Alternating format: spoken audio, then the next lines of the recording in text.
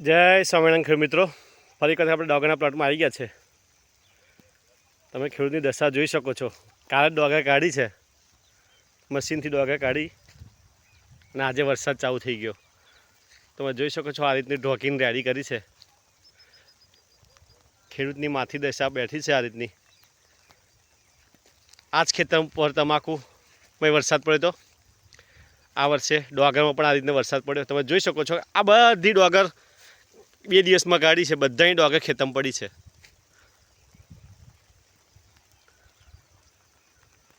ખેડૂતની બમણી આવક તો એક બાજુ રહી, પણ જે ખેતરમાં માલ પડ્યો છે ને એ પણ પાછો આવી શકવાનો નથી.